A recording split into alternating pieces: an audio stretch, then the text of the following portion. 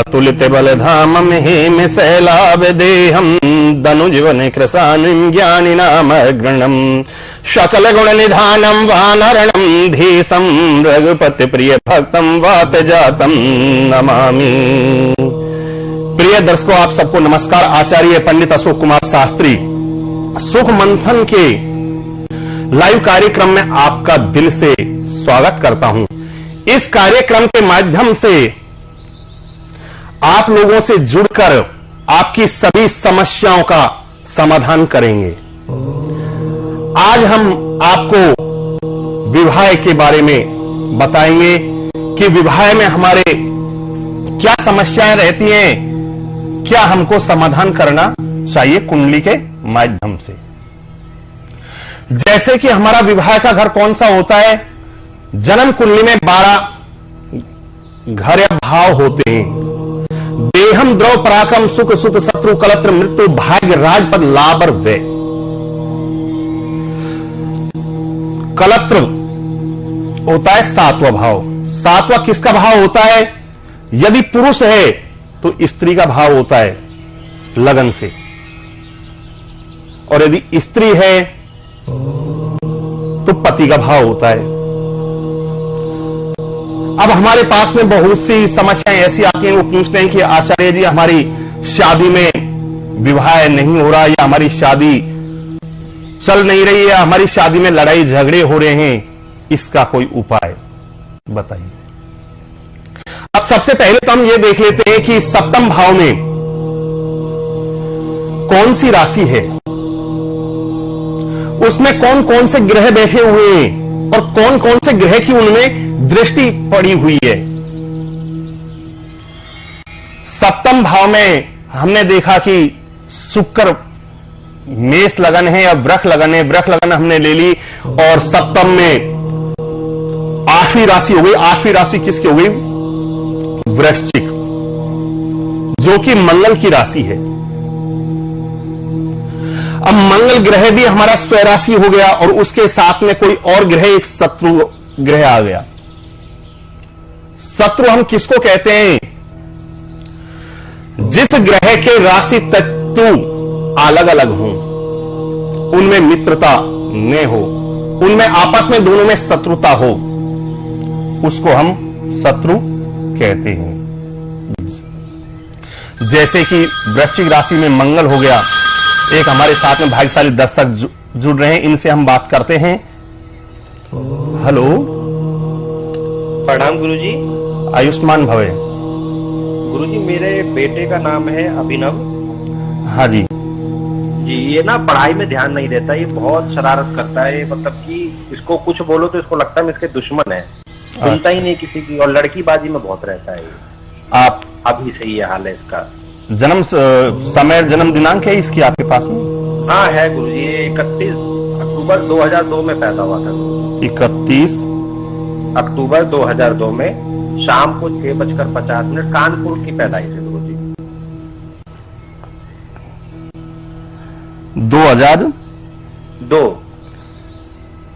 6:50 शाम का गुरुजी। समय 6:50 शाम का। कानपुर की पैदाइश है गुरुजी। बहुत परेशान कर रखा है लड़के ने। ठीक है जी, मैं भी 3 बार आप ओम नमः शिवाय, ओम नमः शिवाय बोलिए। ओम नमः शिवाय, ओम नमः शिवाय, ओम नमः शिवाय। मैंने देखा है जी आपकी कुंडली, मेरे बेटे की। हाँ जी, आपके बेटे की जो वृष लगन है, 2 अंक लिखा हुआ है आप उसकी कुंडली में। जी गुरुजी। वृष लगन है, जिसमें लगन में राहु बैठा हुआ है, और पढ़ाई में मन इसका कम लगता है। बिल्कुल भी, दिल कम क्या लगता ही नहीं गुरुजी। हाँ। और एक इसकी थोड़ी सी मां से भी कम बनती होगी। हाँ, माँ बाप से भी तो बहुत गुस्सा करता, नहीं तो शक्ल तो देखी। इसके लिए आप विद्या भाव में, जी गुरुजी। मंगल बैठा हुआ है पंचम में। अच्छा, इसीलिए। हाँ जी, अच्छा अच्छा। तो मंगल और बुध में आपस में ज्यादा मित्रता नहीं है। आप मंगल ग्रह का उपाय करें। इसके लिए लिख लो जी, एक तो मंत्र लिख लीजिए आप। जी गुरुजी। ओम ओम क्राम क्राम, क्रीम, क्रीम, क्रोम, क्रोम, से, भूमाए, भूमाए, नमः। नमः। इस मंत्र का आप डेली मंगलवार को विशेष तरीके से जाप करवाएं। हाँ, मैं ही करूँगा क्योंकि गुरुजी बच्चा तो करेगा नहीं, वैसे ही नहीं सुनता। हाँ, तो आप करो, अपना गोत्र, अपना नाम, और मैं अपने बच्चे के लिए मंगल ग्रह की शांति के लिए जाप कर रहा हूं। इससे बहुत जल्दी इस पे प्रभाव, यानी कि बहुत जल्दी इसका मन स्थिर हो जाएगा, पढ़ाई में मन इसका अच्छा लगेगा, जो उग्रता है वो भी इसकी कम हो जाएगी। एक यदि इसको रुद्राक्ष पहनाना चाहो आप, तो मंगल ग्रह का रुद्राक्ष, 3 मुखी रुद्राक्ष मंगलवार को धारण करें। तो कहां से मिलेगा गुरुजी रुद्राक्ष? रुद्राक्ष हमारी संस्थान से भी ले सकते हैं आप, सिद्ध रुद्राक्ष मिलेगा। से ही मंगा लूंगा। एक काम और कर लें आप इसके साथ में ही, मंगलवार के दिन हनुमान जी के मंदिर में लड्डू का भोग लगाएं। इससे आपकी इसकी पढ़ाई की समस्याओं का 15-20 दिन में ठीक हो कोई जाए। सा भी गुरुजी? हाँ जी, कोई सा बेसन का बूंदिया कोई सा भी ले लो आप। ठीक है गुरुजी, ठीक है। ठीक है जी, धन्यवाद गुरुजी। हाँ जी, हम बात कर रहे थे विवाह भाव की। अब सप्तम भाव में से हमने विवाह देखते हैं। यदि सप्तम भाव में कोई कुरु ग्रह हो, पाप ग्रह हो, मंगल, राहु, केतु, शनि, सूर्य, यदि ये उग्र और पाप ग्रह यदि अष्टम में बैठे हों, तब भी हमको विवाह में रुकावट बाधक बनता है। सप्तमेश, सप्तमेश किसको कहते हैं? जो 7वीं राशि का जो स्वामी है उसको हम सप्तमेश कहते हैं। जैसे कि हमारे सप्तम भाव में 8 अंक लिखे हैं, तो वृश्चिक राशि हो गई। वृश्चिक राशि का स्वामी कौन हो गया? मंगल। मंगल यदि नीच का हो, षष्टम भाव में गया हुआ हो, लगन से षष्टम भाव में जो 7वां भाव है, या अष्टम भाव में गया हुआ हो, या द्वादश भाव में यदि मंगल गया हो, तो विवाह में रुकावट देगा, बाधक बनेगा। शनि यदि उसका स्वामी है सप्तम भाव में, जैसे कि हमने राशि ले गई, 10 अंक लिखे हुए हैं या 11 अंक लिखे हुए हैं। 10 अंक की राशि का स्वामी कौन होता है? शनि। और वो यदि षष्टम में, अष्टम में या द्वादश में गया हुआ हो, तो हमको शादी में प्रॉब्लम देगा। एक हमारे साथ में भाग्यशाली दर्शक जुड़े हुए हैं, इनसे हम बात करते हैं। हेलो। हाँ जी, क्या नाम है जी आपका? राधे राधे पंडित जी। राधे राधे जी। पंडित जी, मैं रमेश भाई बोल रहा हूँ। रमेश जी,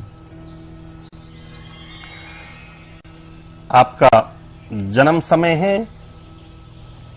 हाँ जी, 24 फरवरी 1999। 24 फरवरी 1999। शाम का 4 बजे इवनिंग का है। 1900, हाँ जी, आपने 1999 बताया है ना? 999। 1999 89। टाइमिंग? गंगानगर राजस्थान का, 4 बजे शाम का। 4 बजे शाम का। और गंगानगर राजस्थान का है। हाँ जी, मैं आपकी कुंडली देख रहा हूँ। पंडित जी, असलियत में तो पत्नी से ना मेरी बनती नहीं है। अच्छा जी, अभी बताओ। और घर में बहुत कलेश रहता है, और मायके बहुत ज्यादा जाती है, और सुनती नहीं है, अपने परिवार की सुनती है, हमारे से सुनती नहीं है बिल्कुल भी। 3 बार आप ओम नमः शिवाय, ओम नमः शिवाय, ओम नमः शिवाय मंत्र का जाप करें, ध्यान करें भगवान शिव का। ओम नमः शिवाय, ओम नमः शिवाय, ओम नमः शिवाय। हाँ, आपके 4 अंक लगन में लिखा हुआ है, जो कि चंद्रमा की लगन का स्वामी चंद्रमा है, वो आपके तृतीय भाव में बैठा हुआ है। आपके पत्नी से भाव में बुध बैठा हुआ है जो कि शनि की राशि है, और शनि आपका शत्रु भाव में बैठा हुआ है। जो रोग ऋण का जो ग्रह है वो आपका पत्नी का स्वामी बैठा हुआ है। तो आपसे पत्नी से तो आपकी थोड़ी कम बनेगी, शत्रुता रहेगी। इसके लिए आप उपाय कर लें, क्योंकि शनि आपका जो षष्टम भाव में रोग के शत्रुता के ग्रह में बैठा हुआ है, षष्टम में पत्नी का स्वामी। उसके लिए आप उपाय करें, एक तो शनि का करें। शनिवार को शनि देव के मंदिर में जाके आप दीपक जलाएं, शनि पे थोड़ा तेल भी चढ़ा दें, या फिर आप हनुमान जी के मंदिर में शनिवार को जाके आप चोला चढ़ाएं। इससे आपके जीवन में बहुत जल्दी सुख शांति आएगी। आपका जो दोनों का जो रिश्ता है पति पत्नी का, उसमें बहुत ज्यादा शांति आ जाएगी। आप ये ज्यादा भी नहीं तो 41 दिन कर लें। 41 दिन में जो भी शनिवार पड़े उसको हनुमान जी को चोला चढ़ाएं, और कुछ प्रसाद भी चढ़ा दें, गुड़, चने, ऐसी चीज आप दें। इससे आपको बहुत जल्दी राहत मिल जाएगी। 41 दिन में आपके घर के अंदर सुख शांति सब कुछ बढ़ जाएगी। ये मेरा आशीर्वाद है। पंडित जी आपके नंबर लिए थे, बहुत मेरे नंबर आपको टीवी की स्कैन पे मिल जाएंगे, वहां से आप नंबर ले लें। जो हमारी संस्थान है सुख मंथन के लाइव कार्यक्रम में, इससे आपको नंबर लें। हमारी संस्थान में आप बात करें किसी शिष्य से, कोई शिष्य फोन, आज जब आप फोन करोगे तो कोई शिष्य उठाएगा, आप बात करें, वहां से आपको समय मिल जाएगा कितने बजे गुरुजी आपसे बात करेंगे। ठीक है पंडित जी, ठीक है, हरिओम। हाँ जी, हम बात कर रहे थे विवाह में रुकावट। यदि सप्तमेश षष्टम भाव में चल जाए और यदि शत्रु की राशि में चल जाए सप्तमेश, तो विवाह में बाधक बनता है। अष्टम भाव में भी यदि चल जाए सप्तमेश तो विवाह में बाधक होता है।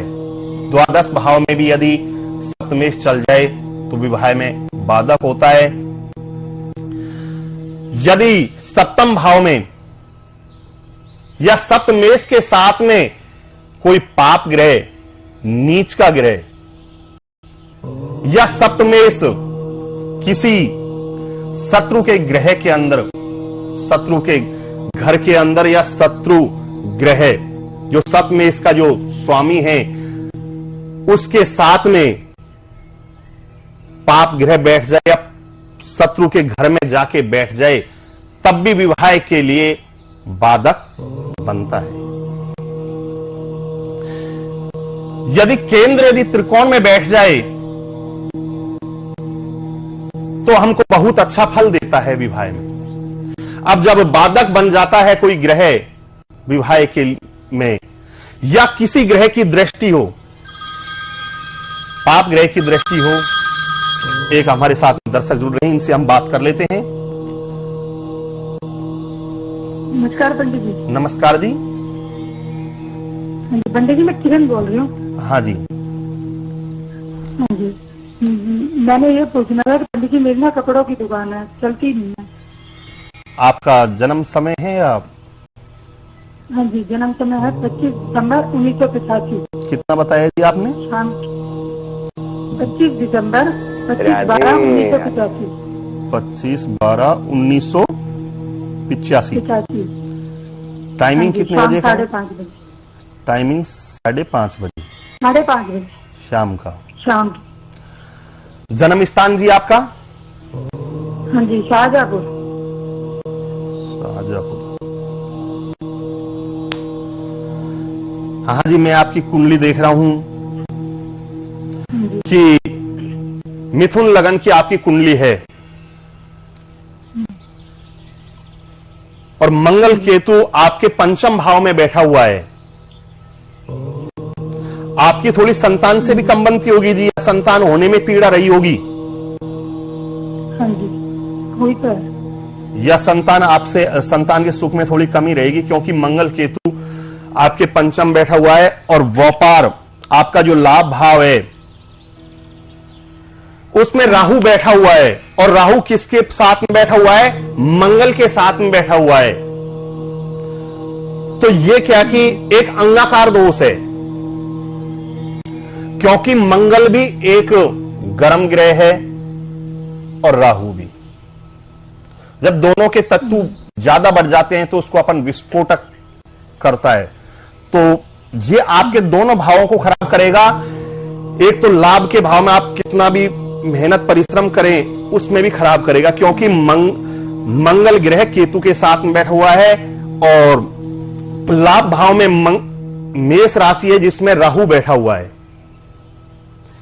तो ये दोनों जगह आपके लाभ भाव को खराब करेगा। इसके लिए आप राहु ग्रह के एक तो मंत्र देता हूं, इसको लिख लीजिए आप। इसके जाप करिए, ओम ब्रह्म भ्रीम भ्रोम सह राहुवे नमे। दूसरा आप मंगल ग्रह का भी जाप करिए, ओम क्राम क्रीम क्रोम सह भूमाए नमे। विशेषकर आपको कौन से दिन? राहु का शनिवार के दिन और मंगल का मंगलवार के दिन। साथ में ही आप थोड़ी बहते पानी में 11 मंगलवार और शनिवार, कुछ भी बहते पानी में मंगलवार को लाल चीज, लाल वस्तु जैसे कि मसूर की दाल हो गई या फिर गुड़ हो गया, लाल वस्त्र, इनका दान करें या बहते पानी में छोड़ दें। इसी प्रकार से आपको राहु और केतु के लिए भी शाम के समय, मंगल के लिए सुबह प्रातः और राहु केतु के लिए आप शाम के टाइम दान करें। इससे भी आपको बहुत जल्दी आपका 1.25 महीने के अंदर आपका व्यापार बहुत अच्छा चलेगा। ये आप उपाय जल्दी करें। कितने दिन करना है ये आप उपाय 1.25 महीने के अंदर कर लें। जी। हाँ जी, हम बात कर रहे थे विवाह में अड़चन रुकावट क्यों रहती है। यदि सतमेष 7वीं राशि का स्वामी के साथ में, जो 7वीं राशि है उसके स्वामी, जैसे कि सप्तम राशि हमने 8 ले ली, 8 का स्वामी मंगल हो गया, मंगल के साथ में राहु बैठ गया या राहु अष्टम में बैठ गया और उसी के साथ में मंगल और बैठ गया, तो हमारा वैवाहिक जीवन खराब करेगा।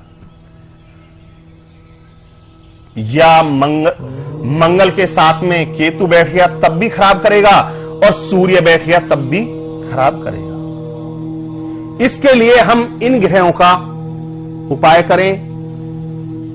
जो ग्रह या उनका कारक ग्रह ना हो तो हम दान करें।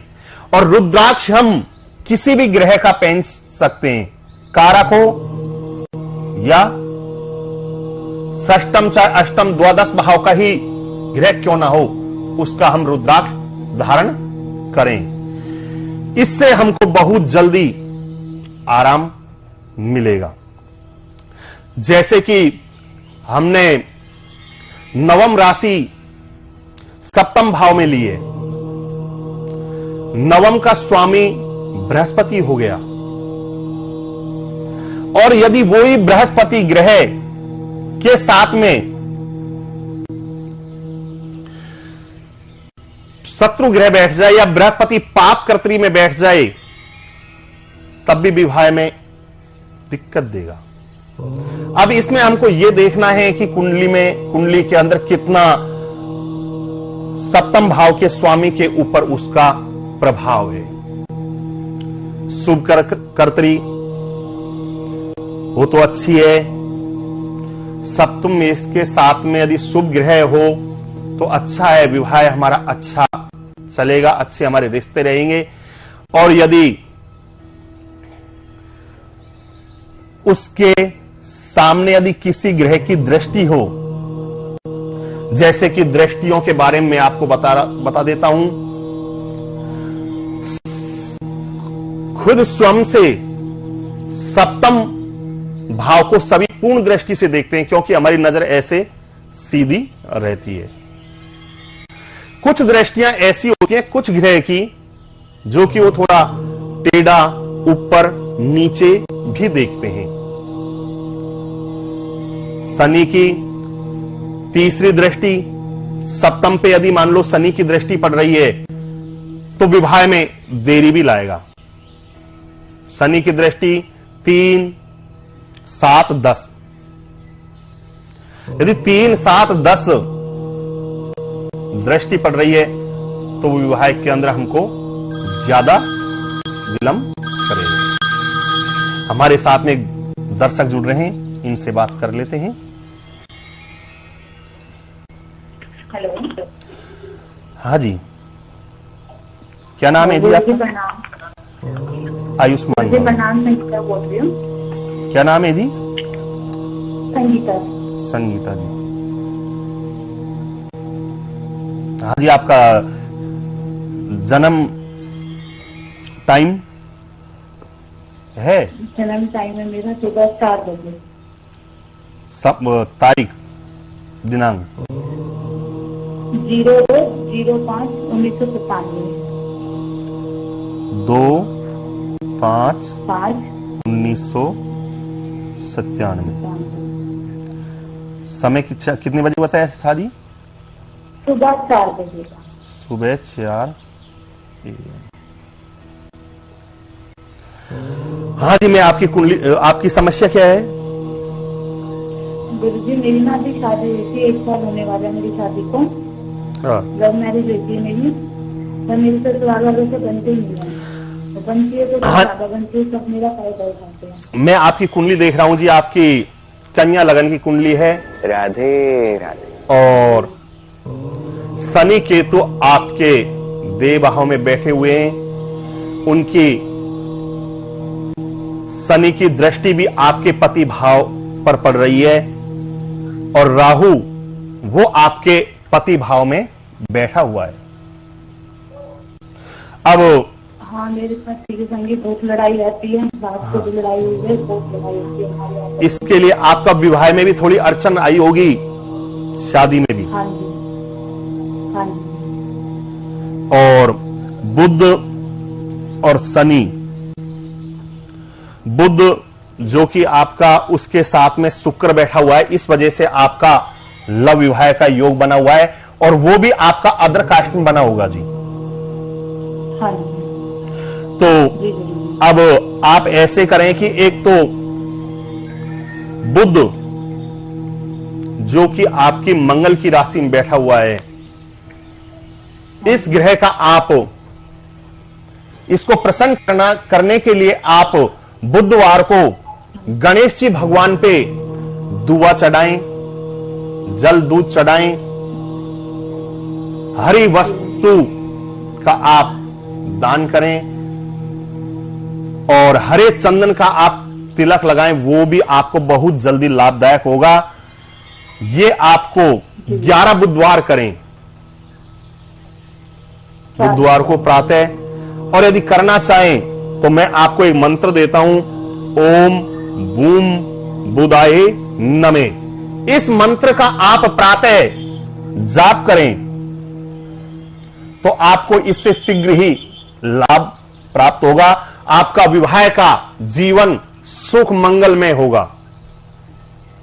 इस कार्य को आप करें। हाँ जी, अब हम बात कर रहे थे विवाह में अड़चन, समस्याएं क्यों रहती हैं। तो सप्तमेश यदि नीच का हो तब भी विवाह के अंदर समस्याएं रहती हैं।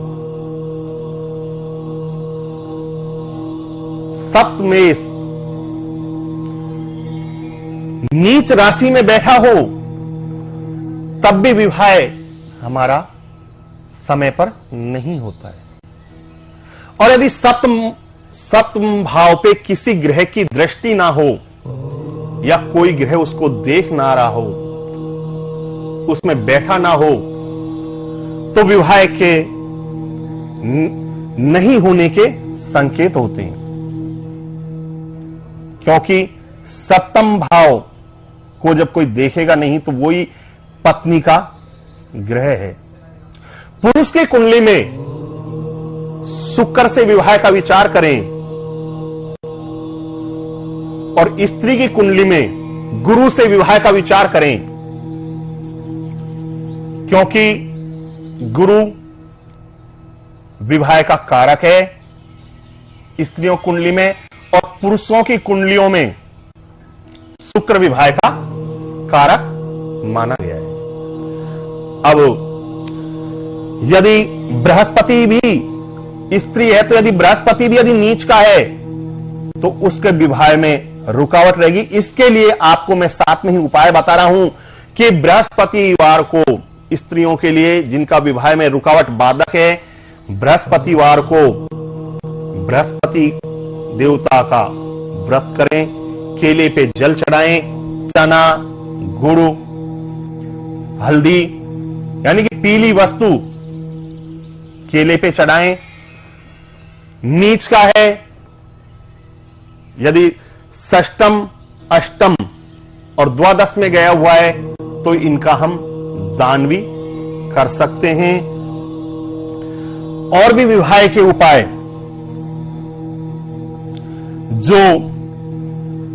जो ग्रह सप्तम भाव में है उसी संबंधी देवी देवता की हम उपासना करें। जैसे कि सूर्य सप्तमेश है तो भगवान सूर्य को जल चढ़ाएं, चंद्रमा है तो पूर्णमासी का व्रत करें। सोमवार को हम चंद्रमा के लिए भगवान शिव पे दूध, दही, शहद, घी, पंचामृत से स्नान करें। पहले हम शुद्ध जल चढ़ाएं, उसके बाद में हम दूध चढ़ाएं, दही चढ़ाएं, बूरा चढ़ाएं, शहद चढ़ाएं, घी चढ़ाएं और फिर शुद्ध जल से यानी कि पंचामृत से हम स्नान करें। फिर हम शुद्ध जल से भगवान शिव पे पुनः जल चढ़ाएं। तो इससे हमारा, क्योंकि चंद्रमा के देवता भगवान शिव हैं, इंद्र है, इनको हम प्रसन्न करें। बुध यदि सप्तमेश है, खराब स्थिति के अंदर है, तो बुध को भी हम प्रसन्न करें। बुध के लिए भगवान गणेश जी पे हम दूध, दही यानी कि पंचामृत और भी नहीं तो हम एक जल का लोटा चढ़ाएं। दुआ जो कि हमको हर जगह प्राप्त हो जाती है, दुआ के कुरान चढ़ाएं, ऊपर का उसका हिस्सा। मूंग ये भी हम बुध के लिए दे सकते हैं। आज के लिए इतना ही, अगले विषय पर हम फिर चर्चा करेंगे। हरिओम। कर्पूरे गौरम करुणावतारम संसार सारम भुजगेन्द्रहारम सदा वसन्तं हृदयारविन्दे भवं भवानी सहितं नमामि, भवं भवानी सहितं नमामि। ओम नमः शिवाय।